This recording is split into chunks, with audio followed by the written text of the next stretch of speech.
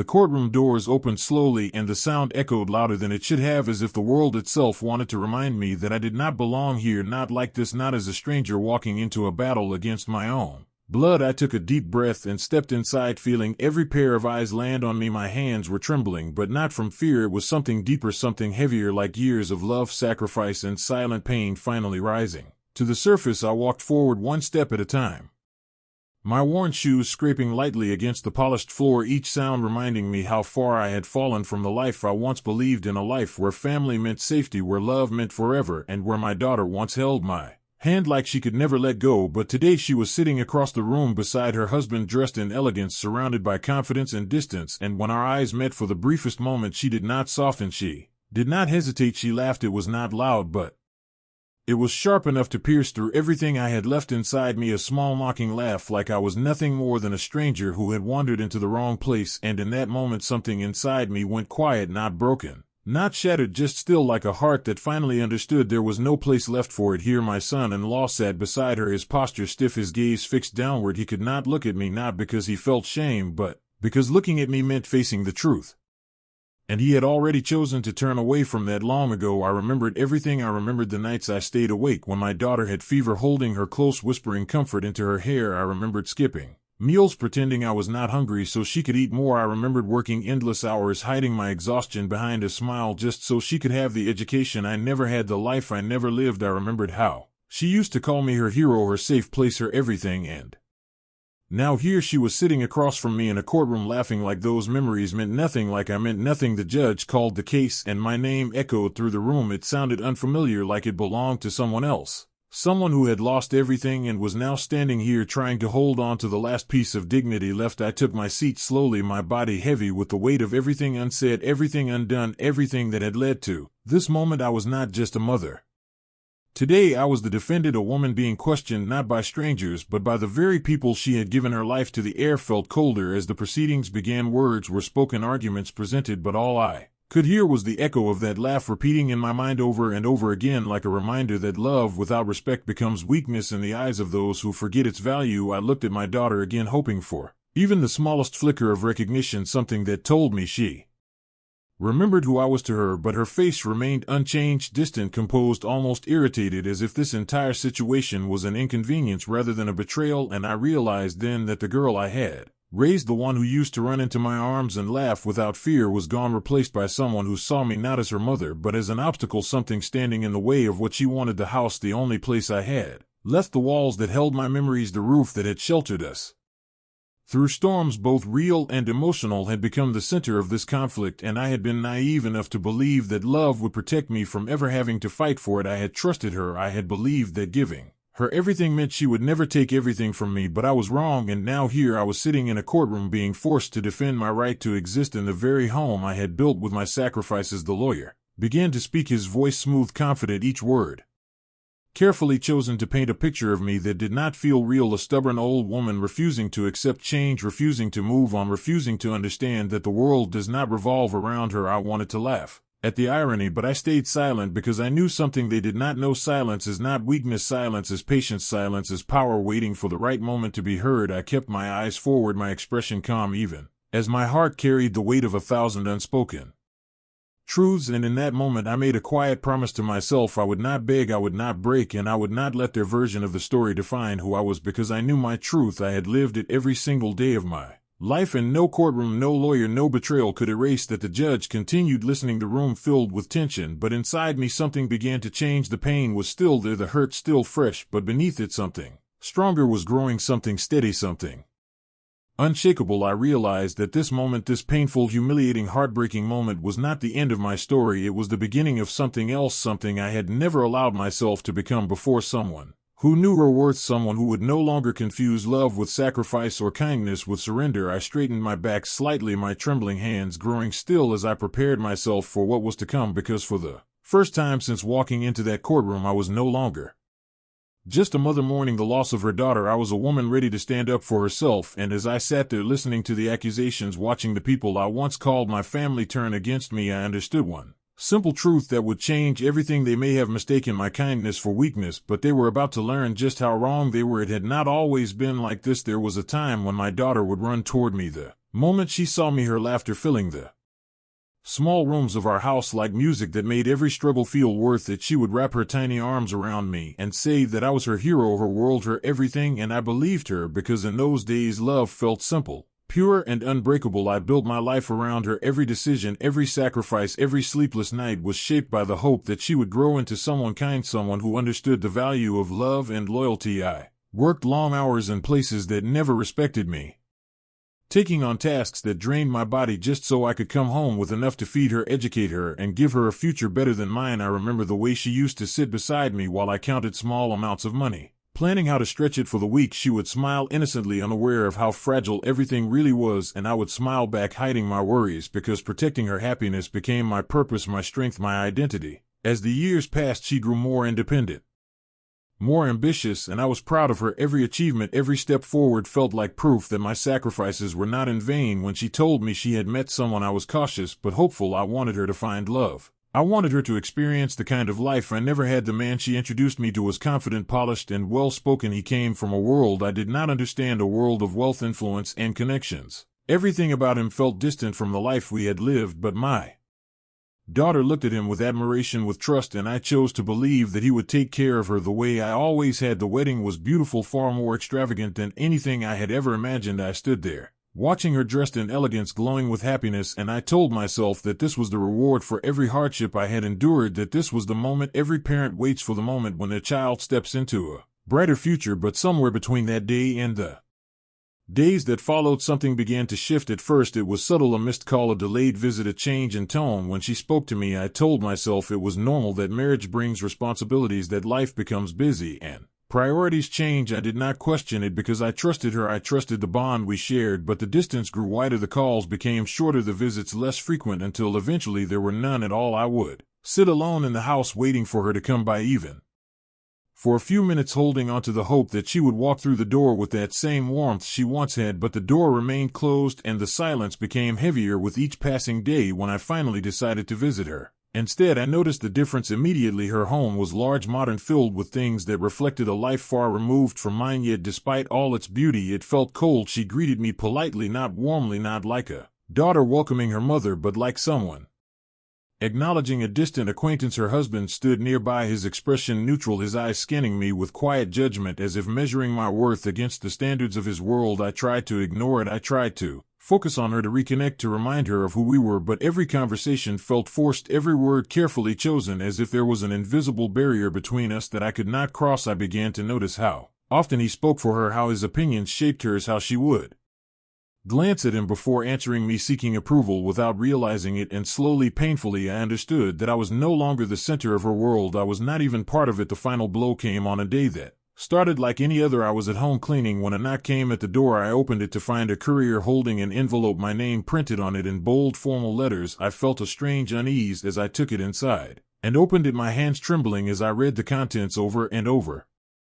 again, unable to fully process what I was seeing. It was a legal notice, cold, precise, and impossible to misunderstand. They wanted me to leave the house that had been my only shelter, my only connection to the life I had built for us, the house I had transferred into her name years ago, believing it was an act of love and investment in her future, never imagining it would become the very thing used against me. My first instinct was denial. There had to be a mistake, some misunderstanding, something that could be explained and resolved with a simple conversation. So I went to her. I stood outside her home holding that paper like it was a piece of my own heart torn away. When she opened the door, her expression did not change. She looked at me not with concern, not with confusion, but with a calm detachment that felt more painful than anger. I tried to speak, but my voice faltered as I asked her what this meant, why I had received such a notice, and if there had been some error. She sighed softly, as if the situation was inconvenient rather than devastating, and said words that I will never forget. Mom, it is not personal. We need the property, not personal. Those two words echoed in my mind louder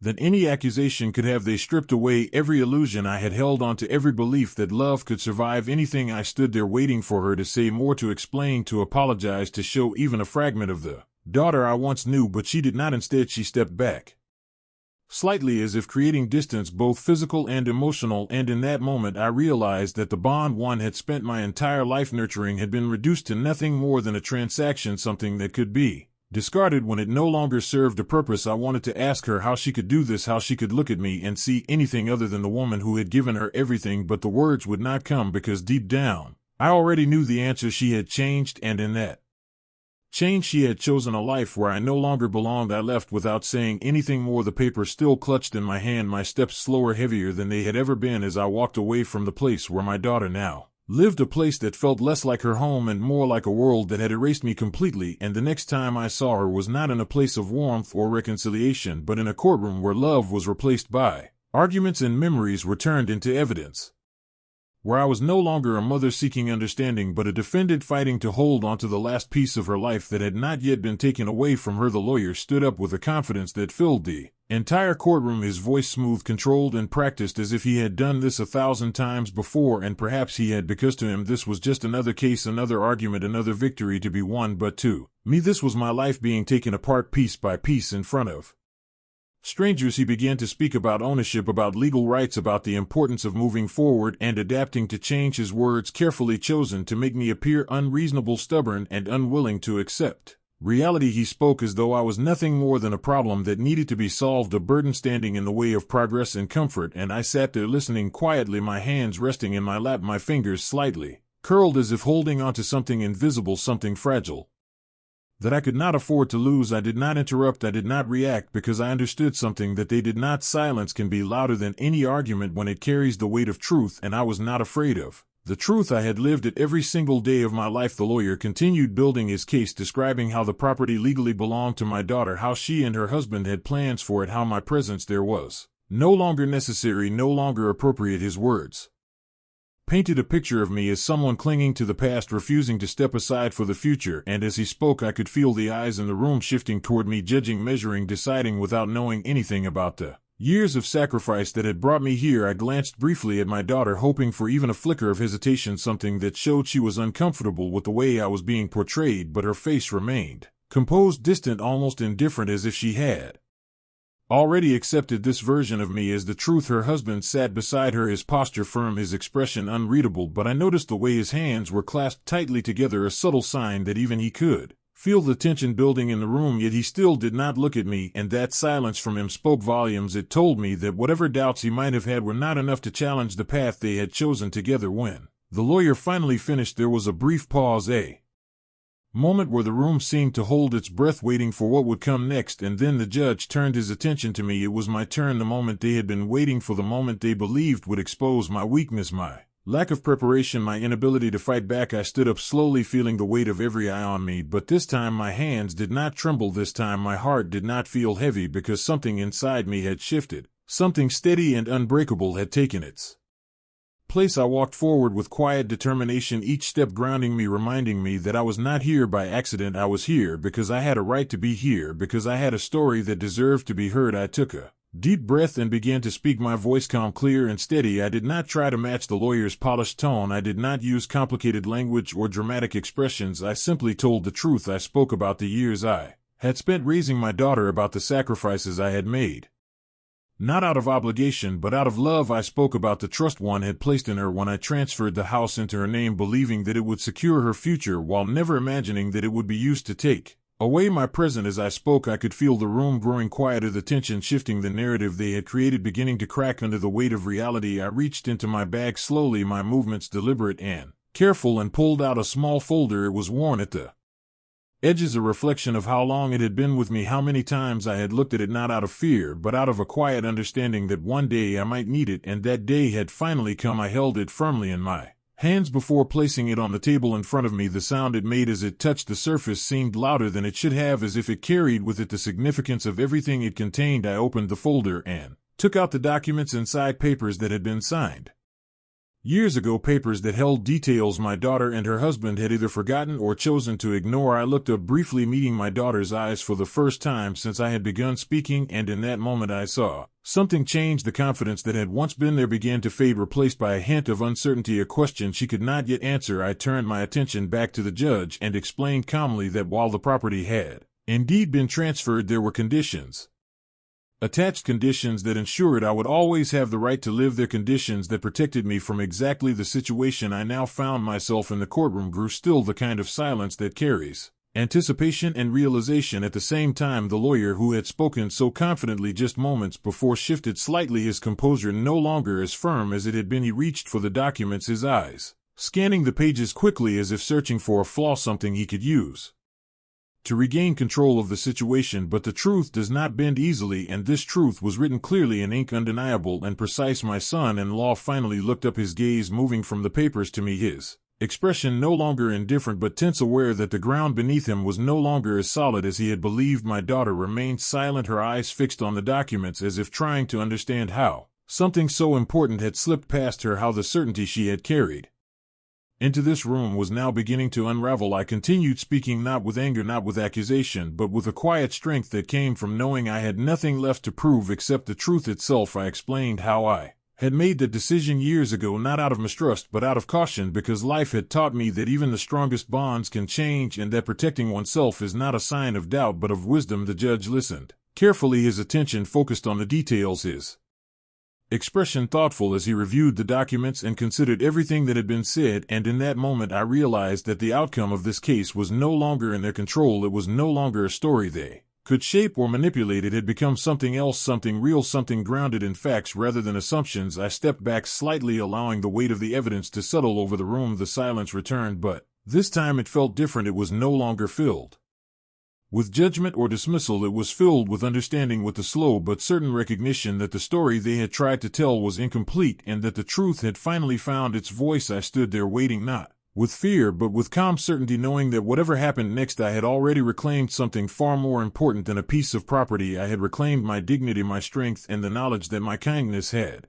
never been weakness. It had simply been misunderstood, and now at last that misunderstanding was being corrected in the only place where it truly mattered. The courtroom felt different now, as if the very air had shifted its weight and direction, no longer pressing down on me but settling evenly across the room. The confidence that once surrounded my daughter and her husband had begun to fade, replaced by a quiet tension that could not be hidden. Their lawyer, who had spoken with such certainty earlier, now stood still, his eyes fixed on the documents as though searching for something that no longer existed, an escape, a loophole, a way to turn the truth back in their favor. But there was none. The words written in ink years ago stood firm, unshaken by arguments or intentions. The judge adjusted his glasses and began reviewing the papers once more, his expression calm and unreadable, yet focused in a way that told me he understood the weight of what he was seeing. Every second felt longer than the last, but for the first time since I had stepped into that courtroom I did not feel weak. I did not feel alone. I stood there quietly, my back straight, my hands steady, not because the pain had disappeared but because something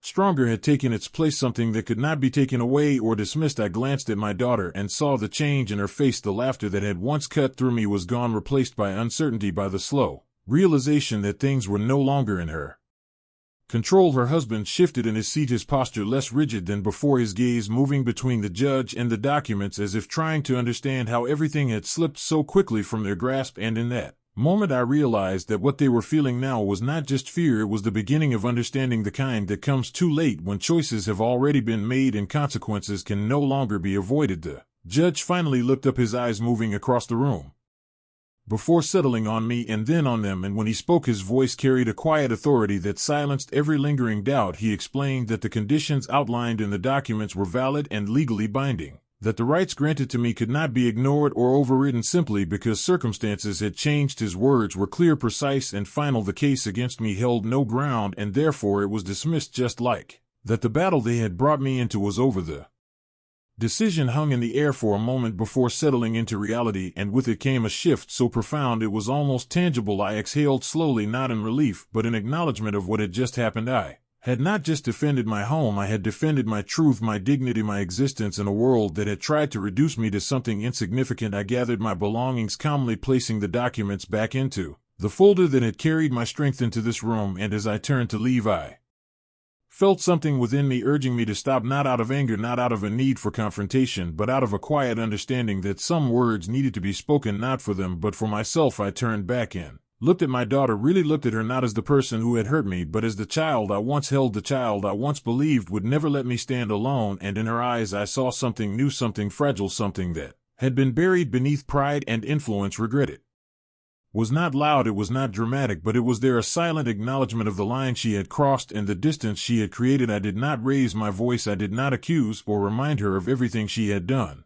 Because the moment did not need anger, it needed truth, simple and undeniable. I said softly, kindness is not weakness, you just mistook it for one. My words were not meant to wound, but they carried a weight that settled deeply into the silence around us. Her lips parted slightly as if she wanted to say something, perhaps an explanation, perhaps an apology, but nothing came, and I understood that some realizations do not find their voice immediately. They take time to sink in, to be fully understood, to be accepted, and I did not wait for her to find those words because I no longer needed them. I had spent too many years waiting for acknowledgement, for appreciation, for love that should have been freely given, and now I was done waiting. I walked toward the exit, each step lighter than the one before, not because I had won a case, but because I had reclaimed something far more valuable, my sense of self, my understanding of my own worth. The courtroom doors opened once again, and as I stepped outside, the air felt different, fresher, clearer, as if the world itself had shifted slightly to make room for the person I had become. I paused for a moment, letting the sunlight fall across my face, feeling its warmth in a way I had not allowed myself to feel in years, and in that moment I realized that the sweetest revenge is not found in causing pain to those who hurt you. It is found in rising above it, in refusing to let their actions define you, in standing tall without bitterness, without regret, simply with the quiet strength of someone who knows they have endured and survived. I did not look back as I walked away because I knew that everything I needed to leave behind was already behind me. The memories, the pain, the betrayal, they would always be a part of my story, but they would no longer control it. I had faced the moment that was meant to break me, and instead I had discovered a strength I did not know I possessed, and as I moved forward into a future that was uncertain but entirely my own, I carried with me a truth that no one could ever take away. Kindness is powerful, but only when it is paired with self-respect, and once you learn that difference, nothing and no one can ever make you feel small again.